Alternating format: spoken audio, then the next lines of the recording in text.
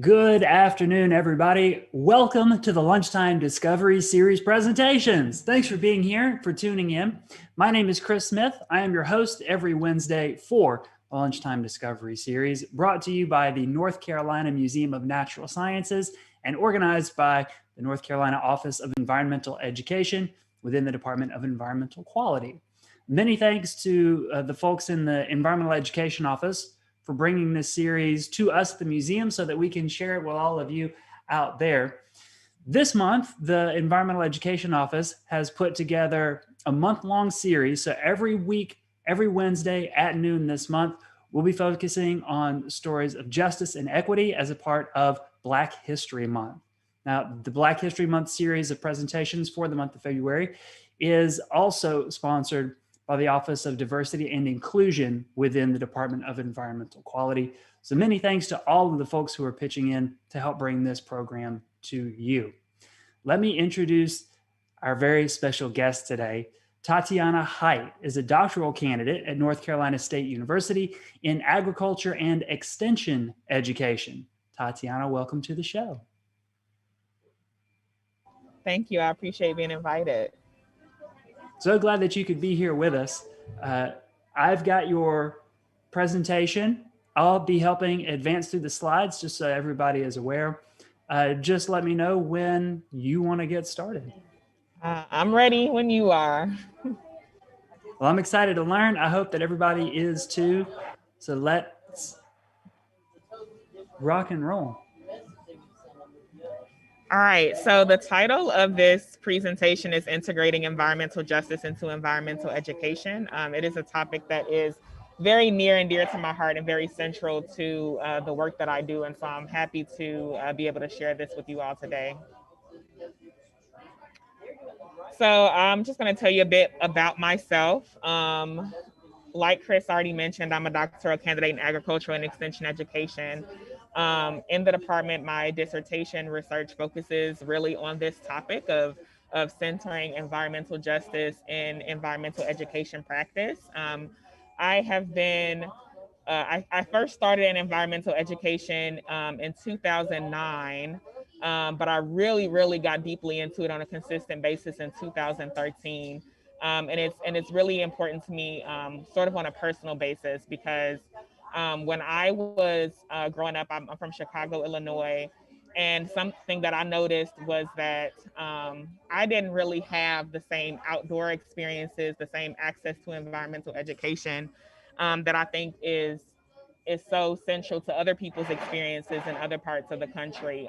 So it wasn't until I was actually a sophomore in high school that I really got to engage in this work. I was taking an AP chemistry class, and the summer after that class, our teacher said that if you signed up for this summer science program, there would be a potential that you could get a job for the summer. So I signed up for this summer science program only because I wanted to get access to this summer job. And the summer job ended up being what was called the green team. And so doing invasive species removal and planting raised bed gardens and picking up litter and doing all of this environmental work. And I just had a blast and ended up being invited to do some work in New Orleans and planting trees. And I just thought it was so great. So by the time that I got ready to apply for undergraduate programs, I was initially thinking I was going to do law, but I was like, man, it would be really cool if I could study the environment, like if environmental studies was something. And then I found out that was actually a major. And so I decided to go ahead and pursue that. But since environmental education was such a critical thing for me and what really launched my deciding to engage and choose the career path that I chose and go to school for what I went for, it's really important to me that I'm able to offer those experiences to other students, in particular to marginalized students. And so that is really kind of what drives my research and what drives the work that I do. And so since environmental justice is an issue that is so deeply present in low-income communities and minority communities, I think that it's very important that we integrate that into our environmental education practice. So that's sort of my background, as well as why I think this is so important, if you want to go ahead and move on. So I'm gonna basically give some foundation of what exactly it is that I'm talking about when I use the term environmental justice. I'm gonna give some background on what it is that I mean when I use the term environmental education, why I think it's important for merging those concepts more concretely than I just sort of laid out. Some techniques and some proposals for how some folks have suggested merging them, and also some examples of activities that could be done, a couple that I've done, and then also I'm going to leave some opportunity for questions at the end. So when I'm talking about environmental justice, what I'm really talking about is the activist movement that surrounds issues of environmental injustice. And so environmental injustice to me is a broad term that describes ways that um, that marginalized people, so that could be racially, ethnically, culturally, nationality, it could be income, it could be rural, just ways that marginalized people um, are inequitably burdened by environmental harms and have inequitable access to environmental benefits. So when I'm talking about environmental injustice, that's sort of the problem that I'm talking about, whereas environmental justice is, I'm referring to sort of the activist movement around addressing those things. So when I'm talking about integrating environmental justice, I'm really talking about um, hopefully igniting students to get engaged in that activist work around addressing environmental injustices. And I list here the 17 principles of environmental justice just because I like to really center the conversation around those principles. I think that unfortunately, at a lot of times people are talking about environmental justice. There's not a real deep understanding of what that means. And at this conference that happened back in the early 90s, people got together and really said, what is it that we're striving for when we're talking about environmental justice? And that's the roots of the movement. And so I think it's very important that anybody who's engaged in environmental justice is really letting those principles guide their work. So you can go ahead on. And so I have this here. This is a table from a paper that I really like by Karen Warren, who's a scholar that I love to follow, who does really social justice and environmental education as well as in experiential education. And she lays out this table that really explains what's the difference between mainstream white environmentalism and environmental justice, which is, I think, an important distinction to make. A lot of times in our environmental programs, we're really focusing and really centering the programs around sort of this white environmental movement. And there's only minimal space that's being made for the environmental justice movement. So this idea of Earth Day is like sort of that mainstream instead of really being rooted in the civil rights movement. Looking at more of the wilderness instead of what's going on with toxicity and how is that impacting the people and communities. Having more of this idea of leisure as opposed to survival. And so only having it be, oh, well, I want my children to be able to access pretty trails for walking and biking, and not really looking at how is the environment causing people to be ill? How is it really a public health issue in certain communities? It's not just fun and games. This is a serious public health issue. Um, Looking at health as well as emotion is a thing. Looking at, what is the mental health of the people in the communities, having social justice and equity instead of just focusing on land and the conservation of the land, but also the conservation of the people, and how is social justice being talked about and really being intentionally included. Um, and so, yeah, these are just a lot of the things that I think are important. And then also, it mentions Black churches and how those are really a key place that the environmental justice movement has operated in and still does today. So I think these are and I will say this is a white woman scholar, but her work is just phenomenal on these issues, and I just think that it's amazing. So I like to always point to her work. She has a lot of work not only on racial issues and environment, but also on LGBTQ and women and environment. So there's a lot of good work there. But this is just a nice summary of what those distinctions look like. That's important to know when going into environmental education programs. So when I'm describing environmental justice, It's really bringing in that environmental movement. So thinking about, Rachel Carson's Silent Spring and talking about, that like that's sort of that mainstream environmental movement, but merging that with the civil rights movement. Both of these movements were happening really around the same time. And it's really the marriage of those and the nexus of those two things, and having both of those viewpoints that really makes a more holistic environmental education program. So, and I do want to also talk about, even what is it that I mean when I say environmental education, because I think that even sometimes we are not clear what that is. So when I'm talking about environmental education practice, I'm talking about non-formal education that could be happening in nature centers. It could be after school programs, but it could also be that classroom education where we're in maybe for me, it launched in a chemistry class. It could be a biology class. It could be an environmental science class. It could be a geography class. It could be a social studies class. So it's important to just acknowledge, especially with this civil rights component, that this is a topic that could be included in political science. It could be really in that social sciences side, as well as in some of those more hard sciences. I'm in the agricultural program, and I think that sometimes it's hard for people to see that how is agricultural education environmental education, because we're talking about natural resources. So I just want to center all of that and really put that at the forefront of the conversation, that this is what I mean when I say environmental justice, and this is what I mean when I say environmental educator. People who are talking about natural resources, people who are hopefully integrating the practice of creating environmental stewards into their programming.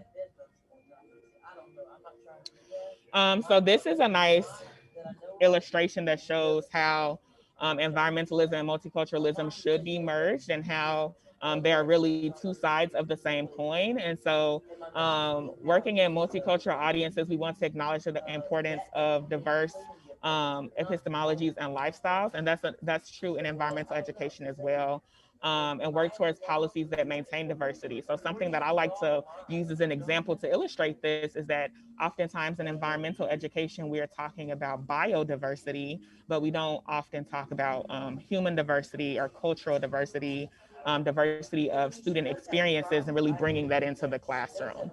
And so it's important to allow that cultural piece to be a part of the students' experience and allow them to root their educational experience in that cultural experience that they're having outside of the classroom, really bringing that into the classroom and centering that in our environmental education practice.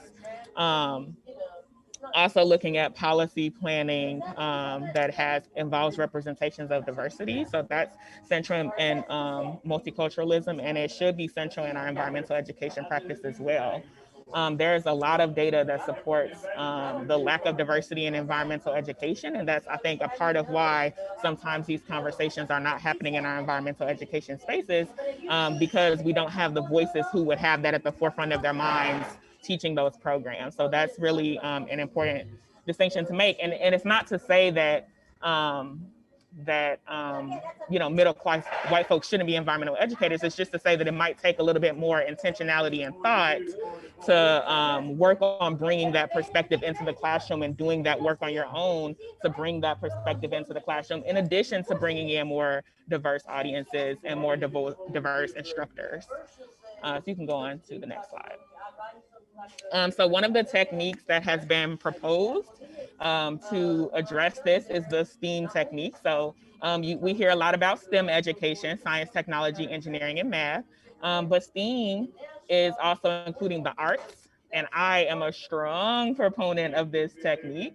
I have seen it in my own practice as an environmental educator, bringing in music and dance into the environmental education space. So this particular piece speaks to using hip hop. There's a lot of hip hop music that specifically talks about the environment, and bringing that music into the educational space and having conversations about the lyrics and really unpacking that. That's a great way that we can do this work. There is a particular artist who I really wish I could pronounce their name, and I'm not even gonna try. But their last name is Martinez, and they also have a book about invisible borders, and so they do like sort of that environmental rooted hip hop music.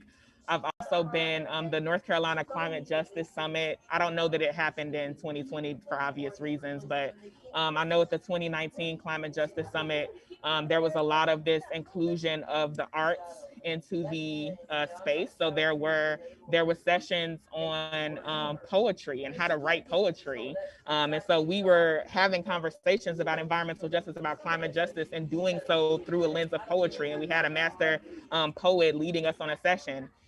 There was a session on puppetry. So they had actual images that they had used and made puppets to illustrate concepts of environmental justice and to have those conversations. But there was an open mic session, so the students were able to get up there and like show their skills on open mic. So I've seen how this can work and how awesome it is and what it does for the space. And so I just am a strong proponent of using this theme technique in particular to having those environmental education and environmental justice conversations in the same space. So yeah, that's just one thing that I'm just all about, and I would strongly encourage that inclusion of the arts. And I, unfortunately, too, in some of these low-income and marginalized communities, the arts is often what gets cut first from budgets. And so even like when I was taking radio and TV in high school, we were using outdated equipment because we just didn't have the budget for our class. And so it's really important to acknowledge and address making sure to intentionally bring that into the environmental education space. So there are some offshoots of environmental justice, or what I call offshoots or sort of spin-offs of environmental justice that really focus on specific aspects of the movement. So I do want to spend some time talking about what each of those sort of spin-offs are, and what could be some potential programming that could be done to speak to each of those spinoffs. So the first one is the climate justice movement. So climate justice is really speaking to how climate change is inequitably impacting marginalized communities.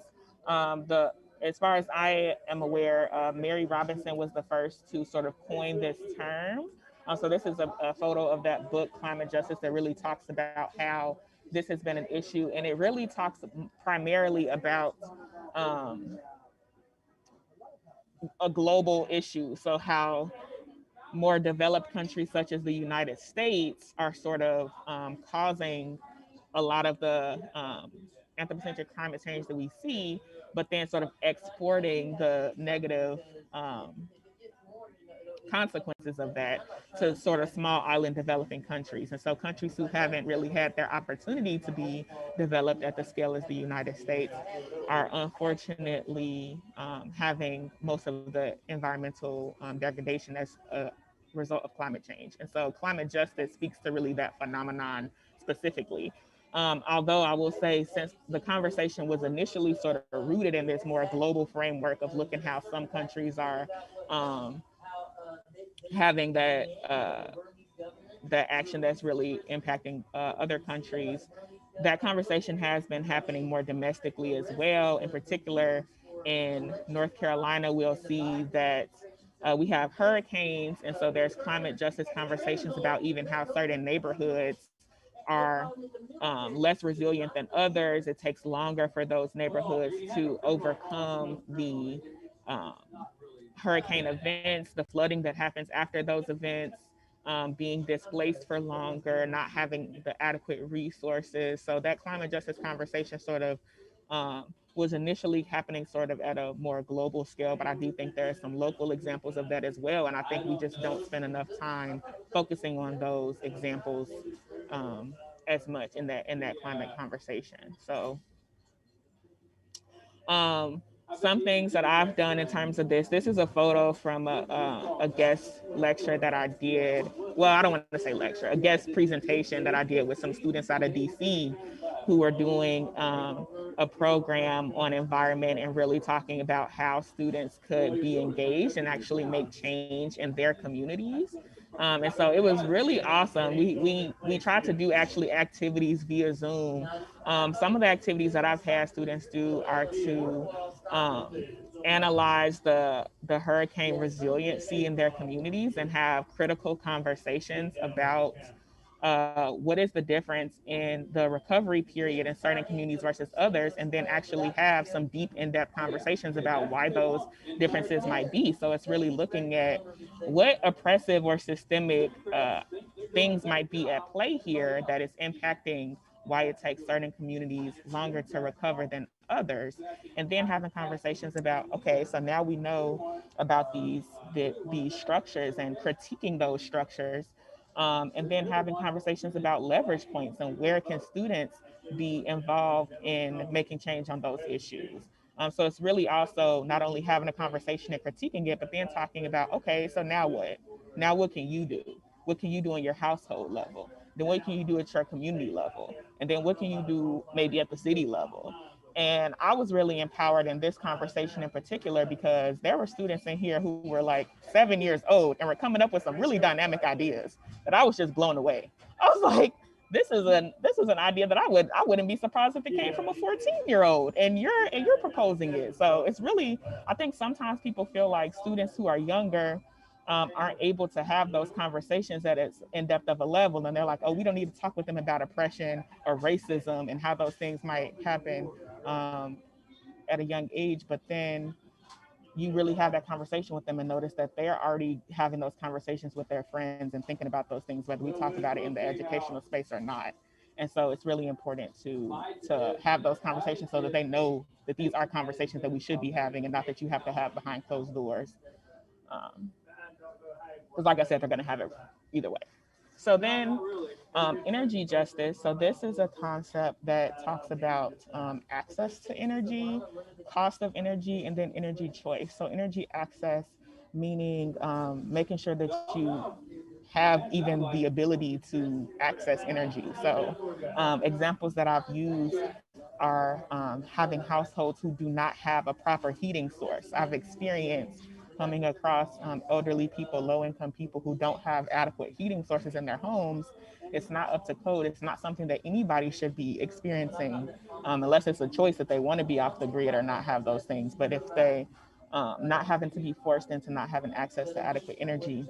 Also, the cost of energy. So, looking at the rising costs and is energy affordable, which I think also is deeply back connected to housing issues. And so I think housing is often not an issue that people would see as something that should be talked about or included in educational programs in traditional environmental education. But if you're coming at it from an environmental justice perspective and you're including this concept of energy justice, and housing is inevitably going to need to be discussed as particular as it relates to energy, but also it could just be the contaminants and exposure that you might have. What's coming out of your water in your housing, and then energy choice. And so making sure that if people want to have access to clean burning energy, that they can access that. I've heard stories of people who wanted to switch to solar, but their energy provider had rules against it, and so they weren't able to make that transition.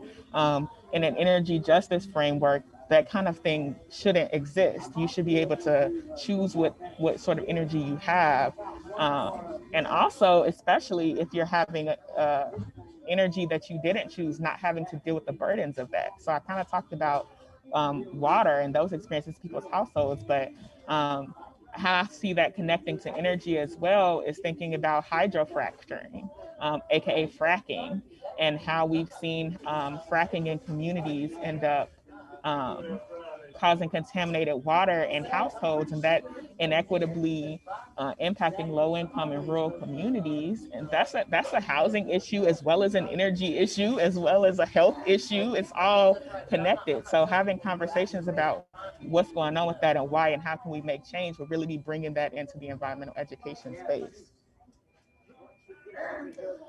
So this is photos of some public meetings that I was involved in when I was working in Kinston, where we were talking about um, different programs that we could do.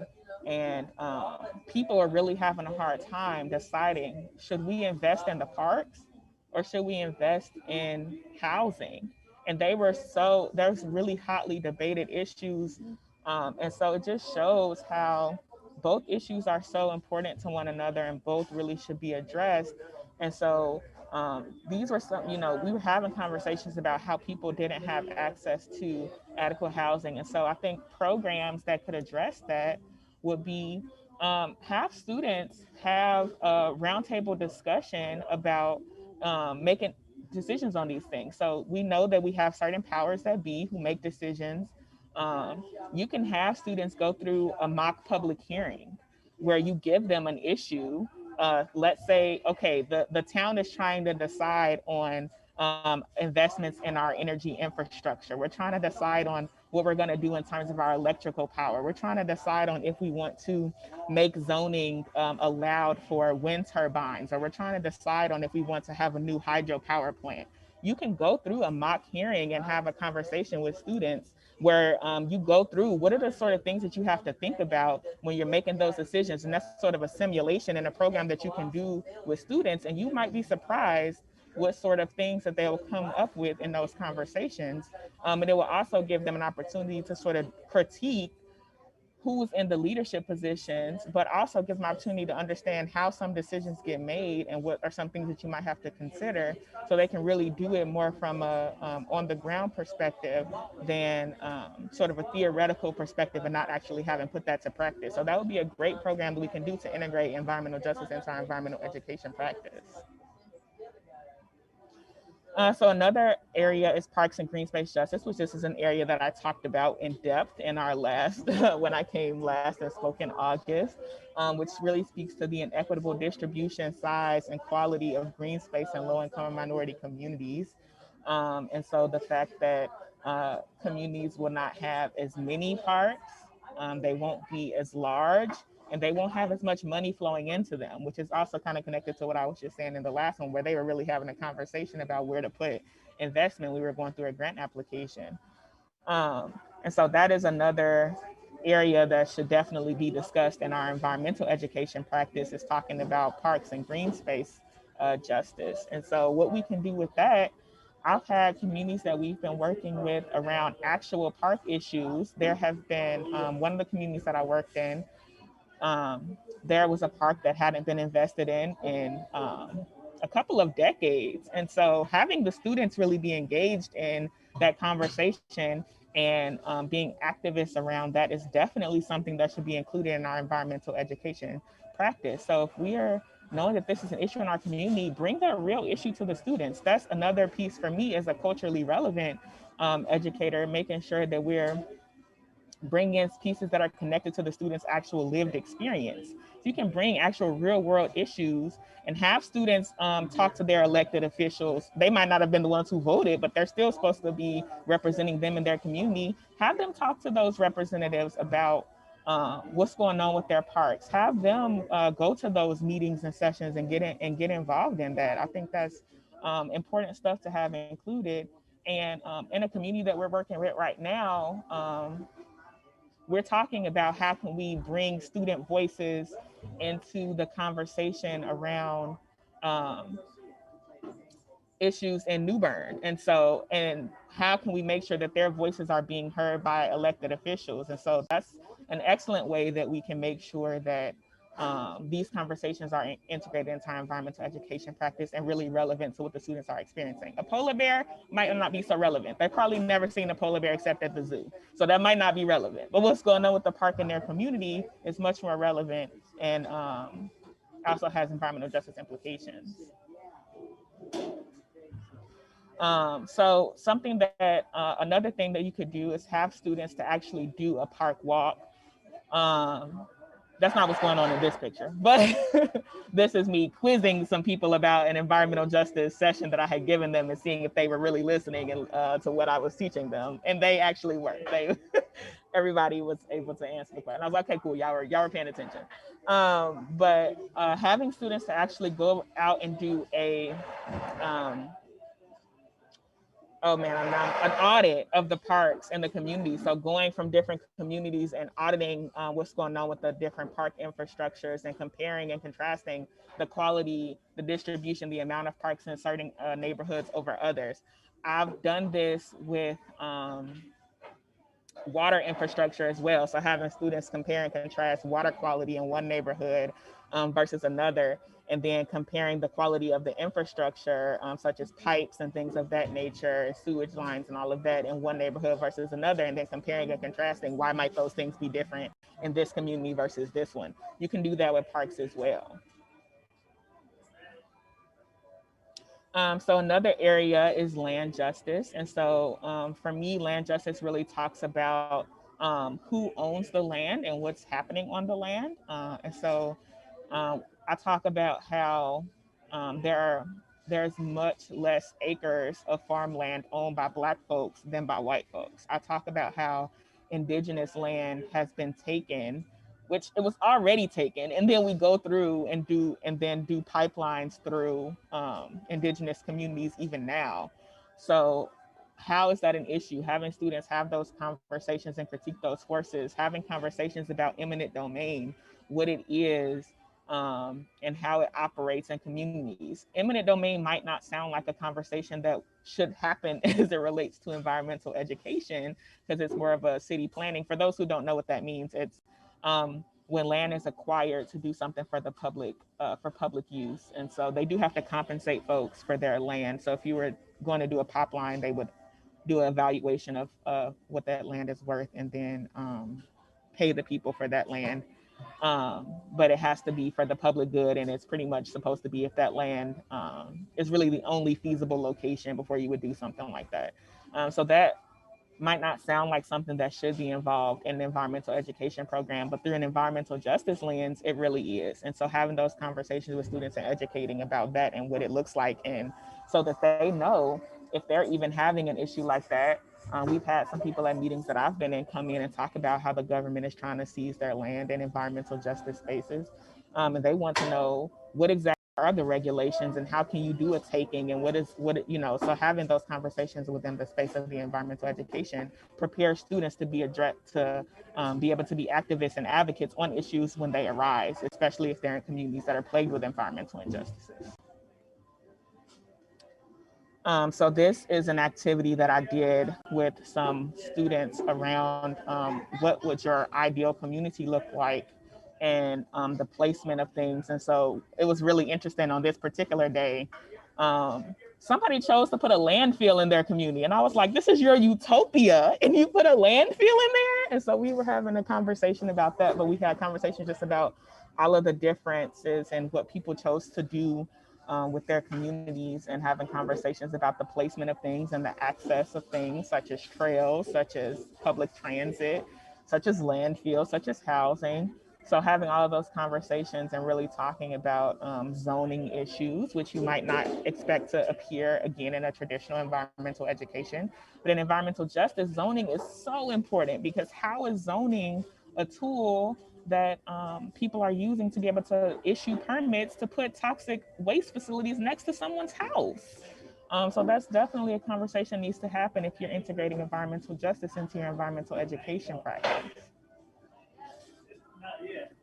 And then finally is food justice. And so talking about having healthy access to food, not having to travel long distances for food. I'm talking about agriculture and sustainable agriculture, and even affordability of food. And so on the left, you'll see a picture of a corner store, and on the right, you'll see a grocery store, and having conversations to critique the placement of these things. There's a lot of conversations around low income people not eating healthily and not making healthy food decisions. Is it really a decision when all you have is a corner store in your community? So critiquing the systems that made people's options what they are. And so this is photos of an activity that we did to illustrate food choice and food deserts. And so we went through a simulation where people only had access to certain food options, and talked about what they were able to do with those. And it was really startling. And I almost felt a little guilty for having people in those certain decisions, but that's real. That's real. That's what people are actually experiencing. And for some, they've never had to go through that before. And so having those conversations about food access and food justice, I think is extremely important in environmental education practice. And this was my first time. I had written this lesson plan as a part of a class actually, and I ended up delivering it. And this is my first time delivering it, so I think in the future I'll maybe have better labels for the amounts of money and stuff. But this was the first time, and I think it went pretty well for the first delivery. So yeah, that's what I've got. If you want to additionally discuss these things, feel free to email me or visit me online to learn more about the work that I do. Or if you want to maybe talk about lesson planning for ideas that you have, visit me online, email me, and perhaps there might be some opportunity for that. But I'll take questions if you want to do that. All right. Well, you have to go to my Bitmoji. Oh, there's another slide. Yeah. Okay. I love this. Yeah. Yeah. I'm so glad we got the Bitmoji out. Yes, that's important. I have to I love my Bitmoji. It looks just like that's you. my Memoji. That's my Memoji. Never mind. But anyway, it's me. Yeah. I see the resemblance. Thank you. Mine does not look like me at all. You would think it would, but I can't get it right. All right. So everybody, I'll remind you that you've got access to the chat here on YouTube. So if you've got questions, go ahead, start typing those up, drop your thoughts and questions into the chat box. And we've got lots of time to have a great conversation here. But one thing that I'm curious about, Tatiana, as I wait for the questions to roll in here, and I know they will, environmental justice as its own phrase and sort of distinct entity has been around since the mid 80s, I think. Mm-hmm. It was like the early to mid 80s. Mm-hmm. How have you seen environmental justice change over time in the sense of being incorporated into what educators are doing? Mm-hmm. Like I would imagine back in the 80s, it was still, naturalists picking up salamanders and showing them to school kids, versus nowadays maybe we're still picking up salamanders, but we have to talk about the big gas station next door to the creek. Yeah, well, I think it depends because they're absolutely still picking up those salamanders for sure. But I think it depends on what community that you're in. I'll say that unfortunately, what I've seen both in my practice as well as in different, conversations and networking events and things that I've been to, is that environmental education is incorporated as environmental justice is incorporated as an afterthought. So let's say you have a group of students and you're with them for a whole semester. They'll do one day on environmental justice and feel like that's enough and not really even dive into the conversation or really even get to the point. They'll tell you what it is and not even get to a critical conversation about critiquing it and what actually is the root cause and the systemic issues that are driving it. So I feel like what I've seen is that it's addressed on a very surface level. So it's only beginning to broach the topic and not for very long periods of time, only minimally throughout all the course. It's just mentioned as kind of, okay, we mentioned it. So we're good on that. And that's really not what I'm proposing. And in terms of even college programs, which is how we're developing the people who will go out and become our environmental educators in a lot of cases, they're really lacking in that way as well, because when there are deeper and more substantive conversations to address those issues, it's optional. It's not a required part of the curriculum. So that's something that only people who are already interested in that might take the path to pursue further. It's not something you have to know. And so I think it's important that it's required so that the people who we are developing, a lot of people who are environmental educators come out of biology programs or whatever, and that may or may not have been a part of what they learned. And so how can they then meaningfully incorporate it with their students? Can we get any kind of a lasting environmental change without environmental justice? No. I think I knew the answer to that when I asked it, but it was just like, when I think about my own education, in learning how to do environmental education and in the jobs that I've had, it's exactly what you've talked about. Like I've done seminars and webinars and courses, you know, I've got certificates from this and that, and, you know, a broad network of environmental educators that I've been around for the last 12 years. And it's only been recently that I could say that, you know, people were really starting to think about and consider environmental justice. And a lot of that is probably on me, but also in coming up in a system where it hasn't been a priority like you were talking about. Right. And I think too, there's sort of these, and it goes back to that chart that I showed about like sort of the mainstream white environmental movement and then the environmental justice movement, because I think sometimes because they're thought of as as such separate things, I think sometimes people are kind of like, I'm just going to stay in my lane. Like there are people doing environmental justice work, so I'm just going to let them go ahead and do that. And that's, you know, we should definitely let the people who know the best be leading the conversation. But if we only do that, then there's going to be a lot of people who are not exposed to those environmental groups who are doing environmental justice work really well, but not many students are exposed to those groups. So there are some programs that exist that are doing really great environmental justice education programs, and that's great. But if the majority of students are going through these more mainstream programs, and they're missing out on that. So we can't only have this mindset of keeping them separate. There has to be some integration at some point, and making sure that everybody is really incorporating it meaningfully is where we should be going. Excellent stuff. Thank you. Let me grab some of these questions from the chat now.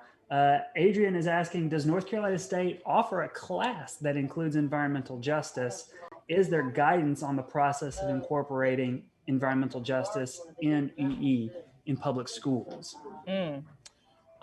So in terms of the NC State question, yes. So I am actually on the Environmental Justice Advisory committee at NC State. And so that is, there's a website about that, and it's on the Sustainability Office's website. And if you go to that website, there's a list of courses at NC State that address environmental justice. Now, this is not necessarily me endorsing those classes because I have not taken all of those classes. 2 of my degrees came from the University of Nebraska-Lincoln. And a lot of courses are undergrad courses as well. So I can't speak to what exactly they're saying in those classes, but there are several courses on that list from all of us on the committee, you know, saying these are courses that we know of and putting them in a place so that students who are interested in that topic can learn about it. And there's also some conversation about having a certificate available in environmental justice. That's one of the goals that we have, is to be able to have a certificate program at State. In terms of guidance on the issue, I don't know about for the state of North Carolina. The state of North Carolina has some guidelines for what should be included at different grade levels. And there are some trainings for environmental education and how you can weave environmental education into those guidelines that the state has. But in terms of environmental education specifically for the state of North Carolina, I've not seen that. Right. Lisa's asking, what do you think are some or one of the biggest barriers to reaching students with EE, those students who are impacted by environmental justice problems in their own communities? I think barriers are who's teaching the courses, because students, I have to say, sometimes in my experience with students, they want to have instructors who look like them, who can relate to them, so that they're actually having a meaningful experience.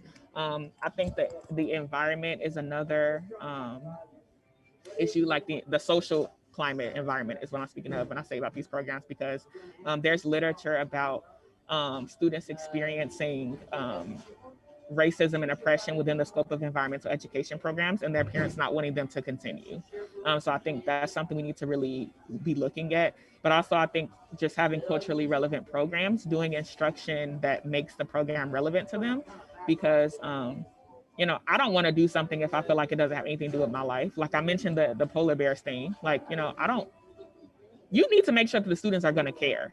And that's your job as an educator, to make sure that you make it interesting and engagement for what they're interested in, and not just say, I'm going to do what I want to do. And if they care, they care. And if they don't, they don't. It's our job as educators to make the programs welcoming, inclusive, to cover content that they want to hear, Something that I'm doing, I'm launching a program this summer, but something that I'm doing for the program is that I have an advisory committee of students who have selected of teenagers, and they're going to be helping me to co-create what the program looks like this summer. And so for 4 months, I'm going to be working with my group of my advisory committee of teens to make sure that what we do in the summer is what they want it to be.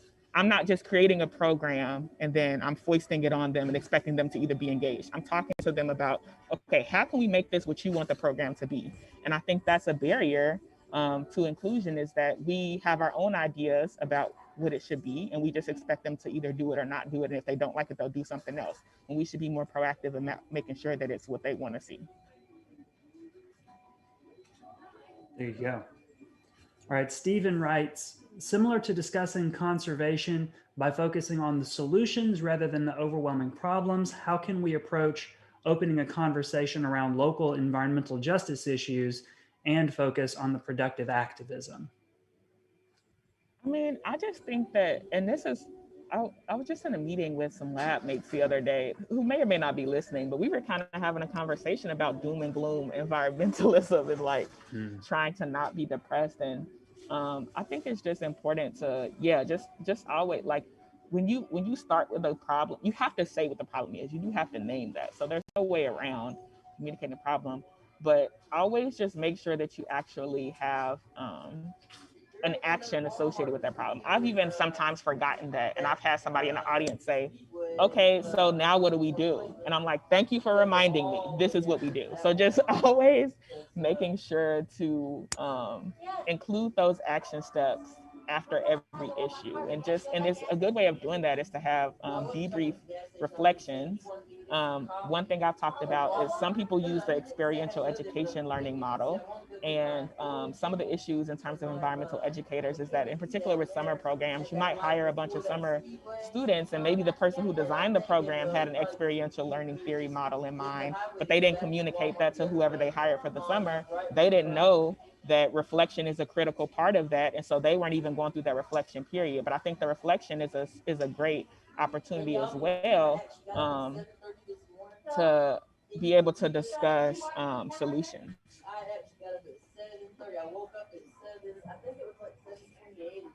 All right, let's see. Are you familiar with aspects of environmental justice at Dix Park in Raleigh? Only minimally. I was invited to some conversations about Dix Park. They're going through a lot of changes right now. And so they invited some key stakeholders to conversations about the future direction of the park. And so I have been in a couple of those conversations. But it's only been very recently, so I can't speak too in depthly about it. But I've been in on some conversations about future directions for that. And this is not at the last one I gave, somebody asked about Dix Park. Yeah, did that? Oh, I don't remember that. Okay, They did. Maybe it was the same. They did, and they reached out to me. Yeah, I was gonna say before we wrap things up, because some folks want to be able to go back and get your contact information too to reach out to you. So I'll share that slide in just a minute as we get to the end of the program here. Let's see. Melissa writes, I do a lot of programs out in national and state parks and other similar places. Similarly, a lot of EE happens outdoors at sites with a lot of nature. Ideas for incorporating EJ in those settings. Yeah, I mean, you can really have these conversations anywhere. I think the main thing though, and the literature speaks to this as well, is that I just wouldn't have all of your programming in those spaces because of accessibility issues, in particular with urban students. And but you can still have those conversations. I mean, I think the benefit of being at nature centers and in wilderness areas is that you have the ability to point to what you're speaking to, and I think that's probably what this question is alluding to, is that usually we're in those spaces so we can point to examples and we're doing plant identification or whatever, and that might not necessarily be something you can do in that way, but we can still show documentaries, we can still have book discussions in those spaces. And I think that even being outside and in the wilderness is sometimes very calming and centering, and can bring a sort of attitude and mindset to the conversation that can be really valuable. So you might not be able to point to it, but you can bring some of that into the space through books, through music, like I mentioned earlier, and talking about songs, through documentaries, through just having students share their personal experience without necessarily being in front of the thing. And I just want to say, I don't know if you can look in the waiting room, whoever is maintaining the waiting room for this, because I'm also trying to get in from my cell phone. Just as a side note, just in case my laptop dies. Okay, thanks. Yep, sure thing. All right. All set there? Okay, great. Yeah. Let's see. Heather writes, Tatiana, thanks for sharing your experience and knowledge. I'll delve more into the helpful resources you shared. I've gained an expanded perspective thanks to your presentation. Oh, that wasn't a question. Well, thank That's you. Nice. The positive feedback. Can you remind folks, now that we're down the last couple of minutes here, about some of the figures that you shared? Who was the environmental writer who made the white environmentalism versus environmental justice chart? That was Karen Warren. Karen Warren? Mm-hmm. Okay. That's particularly from a 1996 paper as well. If you were looking, or you could also email me and I could see the paper, but that one was, I think it's called Integrating. Oh no, it's not called that. That's the title of my talk. I don't remember what the title of it is called. But Karen Warren, 96. All right. Well, everybody, I'm going to put up Tatiana's website and email address one more time for you to take a look at, so that if you want to continue this conversation, Tatiana can choose to respond to your emails or not in that case. I think maybe I just lost. Okay, there she's back. Sorry, everybody. It's been a day for tech things. Get in touch if you have more questions, thoughts, comments. You can also reach out to the Office of Environmental Education. Their website is eenorthcarolina.org, or on Twitter @NorthCarolinaEE. And of course, you can find the Museum of Natural Sciences on social media. We're @Natural Sciences. And you can see what programs are coming up for the rest of the Black History Month series as part of Lunchtime Discovery. Again, naturalsciences.org. All the information you need is there. Tatiana, thank you so much for being here. And we'll see everybody next week. My pleasure. Thanks everybody for coming. All right. Thank you so much. Take care, everybody. Stay safe. We'll see you next time.